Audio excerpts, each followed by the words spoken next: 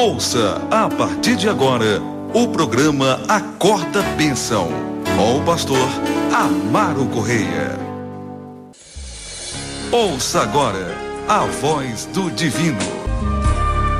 Louvado seja Deus. Lucas capítulo 21, nós vamos ler até o versículo 19. Amém?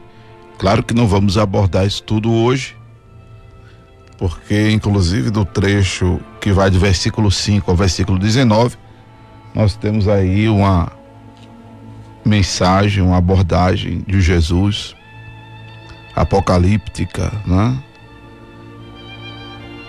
Conhecida como sermão profético, o princípio das dores, o discurso apocalíptico, e assim são as variáveis epígrafes desse contexto. E só isso aqui vai nos levar a algumas ministrações do capítulo 21. Aqui, a exemplo do capítulo 20, tivemos 6 ministrações aí do capítulo 20. Tá no YouTube, já tá no Face, para você não perder nada. Amém? Louvado seja Deus. Então diz assim a Escritura. Vamos ler. Espero que você esteja com a sua Bíblia aberta, acompanhando a leitura da Escritura Sagrada, e que realmente haja um interesse, meu irmão, minha irmã, por parte dos senhores. Como já pontuamos aqui, a importância e a necessidade de priorizar a Escritura, né? De priorizar as verdades bíblicas, os valores bíblicos, os princípios bíblicos, porque é isso que realmente traz para nós a sanidade que precisamos, o saramento que precisamos, o suprimento, o livramento, enfim, é isso que realmente faz com que nós sejamos abençoados, tá? Tenhamos uma vida sarada, uma vida resolvida. Como está escrito no Salmo 1, tá? Que se tivermos prazer de meditar na palavra de Deus de dia e de noite, a nossa vida será como árvore plantada junto a ribeiro de água, que dá o seu fruto na estação própria. As folhas não caem, e tudo quanto fizermos prosperará. A exemplo do que também Deus mesmo disse a Josué, que se ele tivesse cuidado de fazer conforme está escrito, sem se desviar para a direita nem para a esquerda, ele teria a realização do desejo do seu coração e seria conduzido prudentemente por onde quer que ele andasse. Louvado seja Deus. Então, se o cristão atentar para essas verdades da Escritura, como Jesus inclusive disse, que se crermos nele, como diz a Escritura, rio de água viva fluirão em nosso interior. Esse rio de água viva é o Espírito Santo. Mas essa expressão, essa metáfora do rio de água viva é exatamente a satisfação existencial que encontramos na vida, a razão de viver que encontramos por crermos em Jesus, como diz a Escritura. Sem essa crença em Jesus, como diz a Escritura, não de todo jeito, como a gente quer, a gente pensa, a gente imagina, mas a crença, como diz a Escritura Sagrada, é que encontraremos sentido para esta vida, razão existencial. Amém? Louvado seja Deus. Porque aí com Jesus a gente não dá nada por perdido. Com Jesus a gente não dá nada por derrotado. Com Jesus, a gente não se dá por miserável, né? Porque com Cristo no barco, o barco pode até balançar para lá e para cá, pode até entrar água dentro do barco, mas ele não afunda, porque Jesus repreende a tempestade, acalma o mar, acalma o vento, como ele disse aos discípulos que duvidavam. Jesus até os chama de homens de pouca fé, porque Jesus estava ali com eles. Então não temas, porque Jesus está contigo. E volto a dizer que se não fosse Jesus, estaria pior. E só não está melhor porque nós não vivemos essa relação com Jesus como deveríamos viver. Está pior por causa disso. Então vamos lá, Lucas capítulo 21. Essa chamada foi para você acompanhar a leitura, amém? E olhando ele, viu os ricos lançarem as suas ofertas na arca do tesouro, e viu também uma pobre viúva lançar ali 2 pequenas moedas, e disse: em verdade vos digo que lançou mais do que todos esta pobre viúva, porque todos aqueles deram como oferta de Deus do que lhes sobejava, mas esta, da sua pobreza, deu todo o sustento que tinha. E dizendo alguns a respeito do templo que estava ornado de formosas pedras e dádivas, disse: quanto a estas coisas que vedes, dias virão em que não deixará pedra sobre pedra que não seja derribada. E perguntaram-lhe dizendo: mestre, quando serão, pois, essas coisas? E que sinal haverá quando isso estiver para acontecer? Disse então ele: vede que não vos enganem, porque virão muitos em meu nome dizendo: sou eu, e o tempo está próximo. Não vades, portanto, após eles. E quando ouvirdes de guerras e sedições, não vos assusteis, porque é necessário que isso aconteça primeiro, mas o fim não será logo. Então lhes disse: levantar-se-á nação contra nação e reino contra reino, e haverá em vários lugares grandes terremotos e fomes e pestilências. Haverá também coisas espantosas e grandes sinais do céu. Mas antes de todas essas coisas, lançarão mão de vós e vos perseguirão, entregando-vos às sinagogas e às prisões e conduzindo-vos à presença de reis e governadores por amor de meu nome. E vos acontecerá isso para testemunho. Proponde, pois, em vosso coração não premeditar como haveis de responder, porque eu vos darei boca e sabedoria a que não poderão resistir, nem contradizer todos quantos se vos opuserem.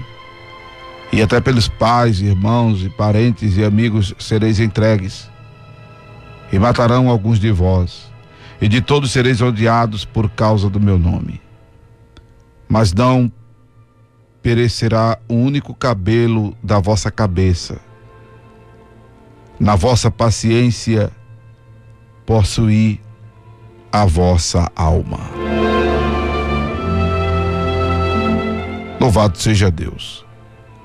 Vamos por etapas aqui, ministrando esse capítulo, né, que não termina, obviamente, no versículo 19, vai até o versículo 38. Mas vamos pontuando aqui, passo a passo, para nos instruirmos biblicamente, nos familiarizarmos biblicamente.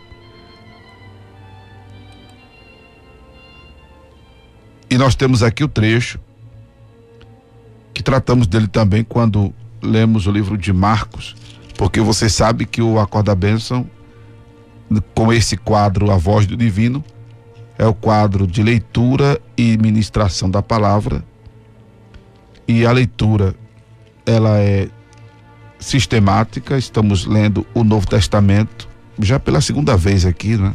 Ao longo desses 10 anos que estamos na evangélica, 10 anos e 6 dias hoje, a gente vem fazendo essa leitura sistemática. Já lemos o Velho Testamento e é a segunda vez que estamos lendo o Novo Testamento, e é na ordem cronológica aqui: Mateus, Marcos, Lucas, como estamos prestes a terminar. Na leitura e a abordagem que fizemos do capítulo 12 do Evangelho de Jesus, segundo escreveu São Marcos, precisamente do versículo 41 ao versículo 44, nós ministramos sobre essa viúva, e que por sinal era pobre, porque haviam pessoas, como a gente já mostrou, mulheres que custeavam o ministério de Jesus, mulheres que colaboravam, né, com os seus bens, serviam, diz a Escritura, ao Senhor com suas propriedades, com seus bens, né? Louvado seja Deus. Mas nem todo mundo tinha condição, nem todas as viúvas tinham condições de bancar o ministério de Jesus, porque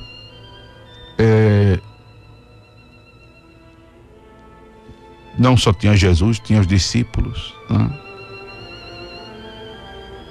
E tinha também o arrego da multidão, que para onde Jesus fosse, eles iam atrás. Teve duas situações que, por exemplo, faltou pão e não teve quem aparecesse com moeda para ir comprar. Foi quando Jesus fez a multiplicação dos pães e dos peixes. Louvado seja Deus. E só o fato de ser viúva já trazia um estigma de pobreza, normalmente, para as mulheres, que deveriam ser assistidas pelos mais afortunados. E pelo jeito, queridos irmãos, havia um grande número de mulheres viúvas que se converteram ao Evangelho de Jesus e passaram a ter o convívio com os apóstolos, com os discípulos, ao ponto de Tiago dizer que a verdadeira religião consistia em visitar os órfãos e as viúvas em suas tribulações. E não se resume a isso, mas Tiago fala de guardarmos-nos, né, da corrupção do mundo, porque essa palavra ela foi direcionada aos da sua época, aos seus contemporâneos, aos que viveram nas primeiras 5 décadas depois de Jesus, mas serve para nós também. E guardarmos-nos valendo da corrupção do mundo, né? Está escrito em Tiago capítulo 1, versículo 27. A religião pura e imaculada para com Deus, o Pai, é esta: visitar os órfãos. Órfão é quem perdeu pai, perdeu mãe, né? E as viúvas, que são as mulheres que os maridos morreram. E havia um estigma muito grande para uma mulher assim, semelhante a uma mulher estéril, né? Porque passava a viver dependendo de outras pessoas. Por isso que a viúva de Naim, por exemplo, ela chorava copiosamente, além de estar perdendo o filho, que certamente lhe geraria dignidade social, lhe daria sustento. Estava indo embora exatamente. O filho amado, querido do seu coração. E certamente passava pela cabeça dela tudo isso. Poxa, já perdi o marido, por isso que era viúva, e agora estou enterrando meu filho. Não pelo que o filho simplesmente pudesse fazer por ela, mas estava perdendo o filho, estava ali enterrando alguém com quem tinha um laço afetuoso, que só quem é mãe, quem é pai sabe dizer, muito mais quem é mãe. Porque, assim, apesar que isso hoje também é algo tão delicado, né? Tem mãe jogando filho no lixo, tem mãe abortando, tem mãe terrível. Mas para mãe que realmente gerou e adotou o filho no coração, como tem as chamadas mães de coração, que são aquelas que não geraram, mas adotaram. Né? Como tem mãe que gera, dá à luz, mas rejeita.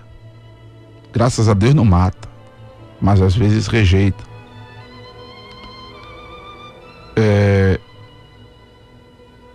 A partir desse laço afetuoso, materno, é que o amor realmente de mãe se compara ao amor de Deus, ao ponto do próprio Deus dizer que se a mãe que amamenta nos abandonar ou abandonar o filho, todavia Deus não nos abandona.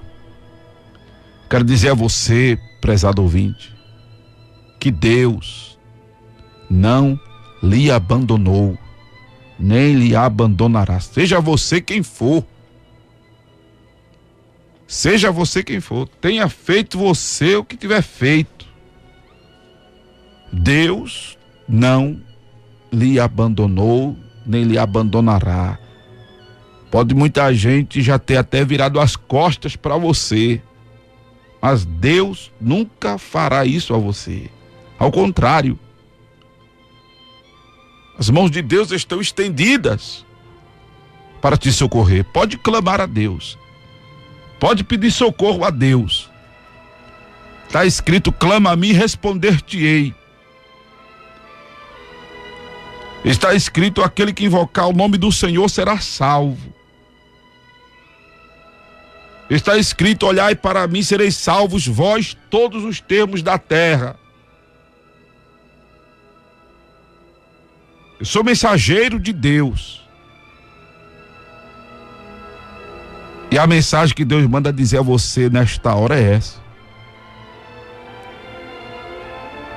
que Ele não te abandonou e jamais te abandonará. Louvado seja o nome do Senhor.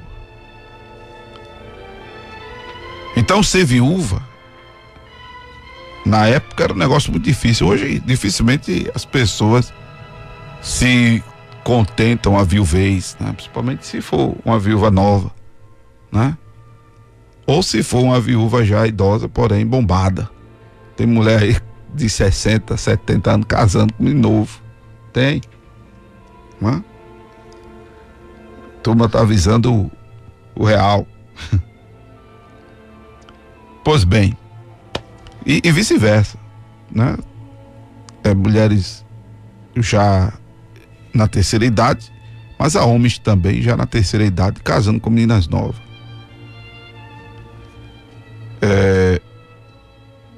Pode haver sentimento, não estou dizendo que todo caso pode haver sentimento, né? Mas na maioria dos casos, infelizmente, não. Por isso que há uma mudança aí na Constituição de não facultar direitos, né, que que em outra época eram legais a quem casasse com uma pessoa mais velha, e a pessoa mais velha morrendo, a pessoa mais nova, o cônjuge mais novo, usufruiria da herança, dos benefícios. Só que isso foi cortado na Constituição. Então, acabou-se, constitucionalmente falando, o famoso golpe do baú, né? Pois bem, o que nos chama a atenção aqui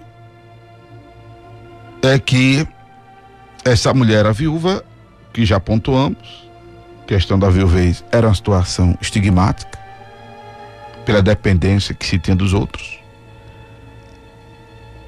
Essa mulher, a viúva aqui, que se destaca, né, por ter colocado no gasofilácio a arca do tesouro, como é chamada aqui na versão corrigida,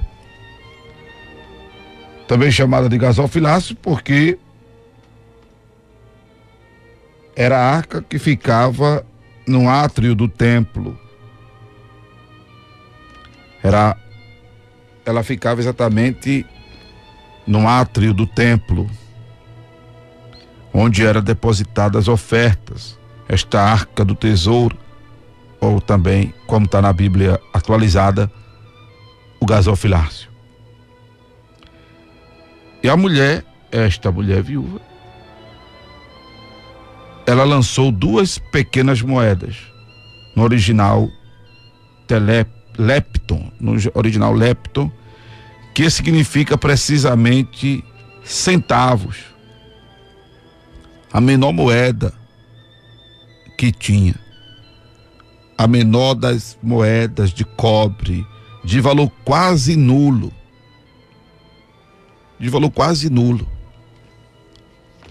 se bem que é juntando centavos, né, de 1 em 1 centavo a gente chega a reais, né? 5 de 1 centavo, 5 centavos. 10 de 1 centavo, 10 centavos. 50 de 1 centavo, 50 centavos. 100 de 1 centavo, dá R$1. 100 moedinhas de 1 centavo, dá R$1. E assim sucessivamente. Mas esta mulher, ela colocou ali 2 moedas, do tipo assim, 2 centavos. Do tipo assim, 2 centavos. Para que dar 2 centavos? Não dá nem para o confeito nos dias de hoje. Não dá nem para o confeito no dia de hoje. Mas era tudo que ela tinha na época. Era tudo que ela tinha. O que acontece? Jesus estava observando que os ricos colocavam na urna, colocavam uma certa quantidade lá no templo, tal. Mas o diferencial não era simplesmente o quantitativo, era o qualitativo. Porque os ricos depositavam do que sobejava, do tipo assim, resto. Não era prioridade, não era primícia, não era primazia. Não, primeiro o do Senhor. Vou separar aqui o do Senhor. Inclusive, para quem é contrário ao dízimo, está aqui a reprovação de Jesus, a não prática do dízimo, porque dízimo era primícia. Não necessariamente o quantitativo de 10%, não se restringia ao quantitativo, mas se estendia à primícia. E o que esses ricos estavam dando não era primícia, era sobejo. Do tipo assim, eu recebi uma determinada quantia, aí eu vou pagar o que devo, vou comprar o que preciso, vou gastar com o que quero, sobrou esse tiquinho aqui, toma, Senhor, é teu. O que é reprovado por Jesus é isso.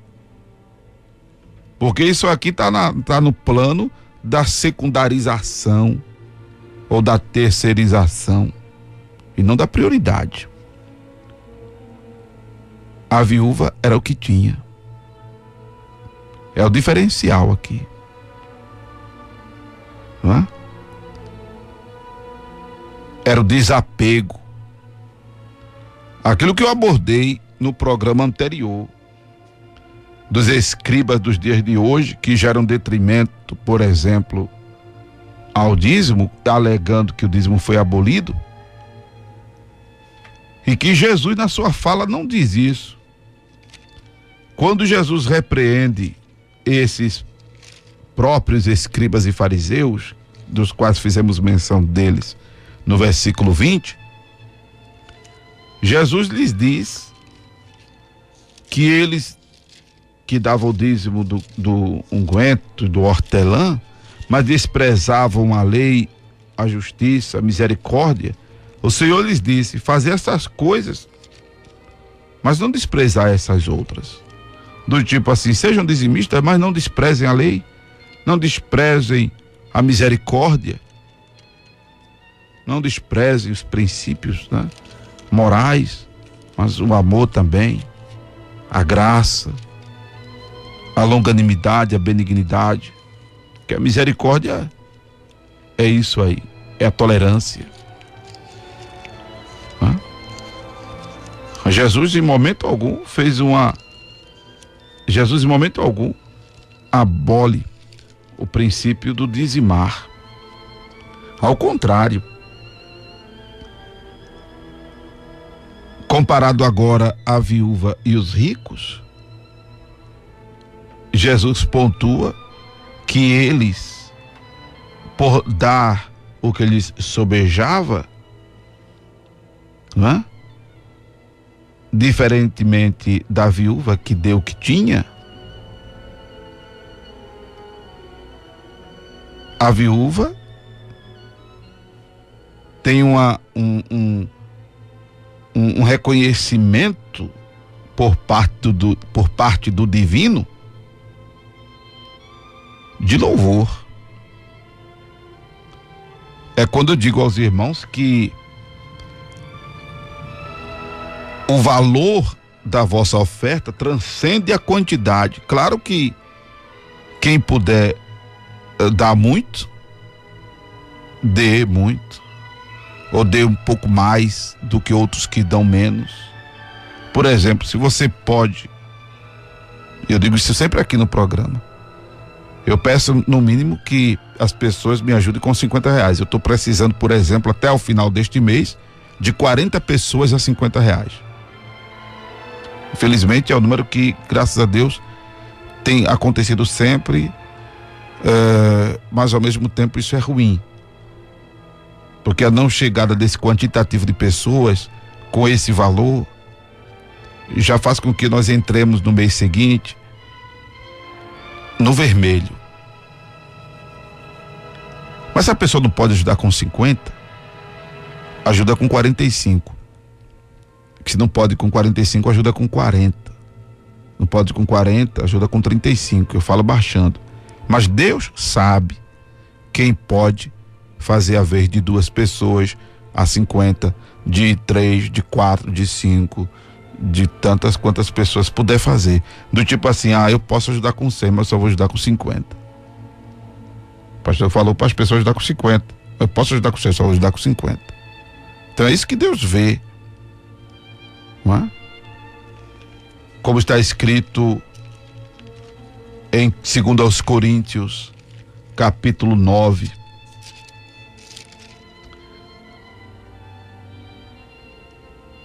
Segundo aos Coríntios, capítulo 9.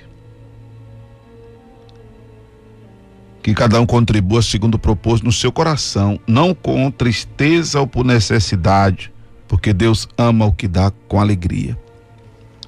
A mulher deu das 2 moedas que tinha, as 2 moedas que tinha, mas deu com alegria. Por isso que Jesus disse que ela lançou mais do que todos aqueles que eram ricos. Isso qualitativamente. porque quantitativamente não era fato. Eram moedas, eram centavos. Não é? Era recebido o sobejo? Era. Mas o louvor diante de Deus, que é o que é mais importante, amados. Louvar a Deus, ou ser louvado por Deus, no sentido de ser reconhecido por Deus. Entender que Deus está vendo. O testemunho que Deus dá. O sermos agradáveis a Deus. Mas o importante é isso. Procure ser reconhecido por Deus, que vê não só por fora, mas nos ver por dentro. Amém? Não sejamos fariseus e escribas nesse aspecto, nesse sentido também, de desejar os primeiros lugares nos banquetes, de sermos reconhecidos pelos homens, de recebermos louvor humano. Não, porque esse povo que às vezes nos elogia,